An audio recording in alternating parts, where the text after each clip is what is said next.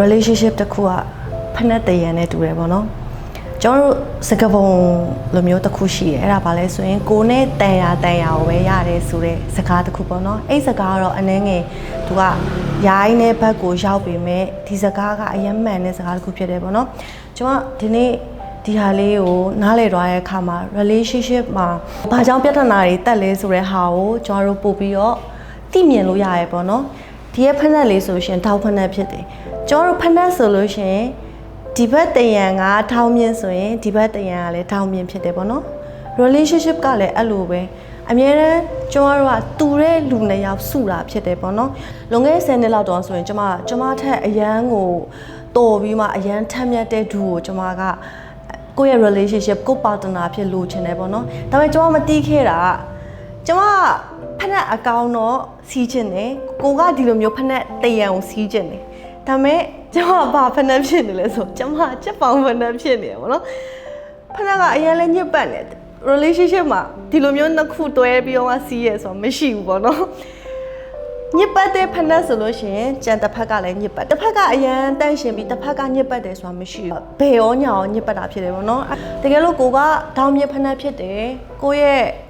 relationship ကသူက walking shoe ဖြစ်နေရဆိုရင်ဘလို့မှဒီ relationship ကကြာရှေ့ဆက်လျှောက်လန်းနိုင်မှာမဟုတ်ဘူးပေါ့နော်ကျမတို့ဒီဖက်နဲ့တရံလိုမျိုးပဲ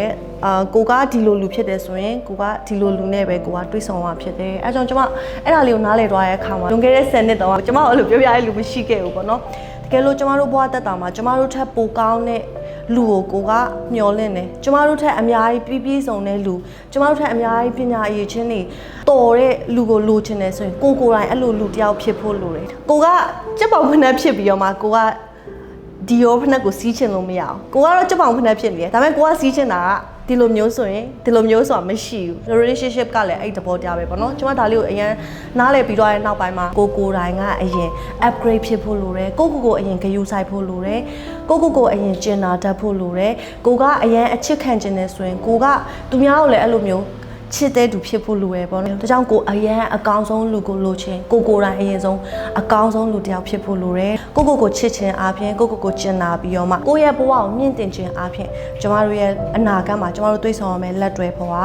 ကိုမျောလင်းတောင်းတတဲ့ပိုကောင်းတဲ့လူကိုဖြာခင်ကကျမတို့အတွက်ပြင်ဆင်ထားပေးပြီးသားဖြစ်တယ်ဒါကြောင့်ကိုရဲ့ဘဝကိုဒီနေ့မှာကျမတို့အကောင်းဆုံးလူတစ်ယောက်ဖြစ်ရွေးချယ်နေထိုင်ဖို့ကျမဒီရာလေးနဲ့ခွန်အားပေးချင်ပါတယ်လို့မမေ့ပါနဲ့ relationship ဆိုတာ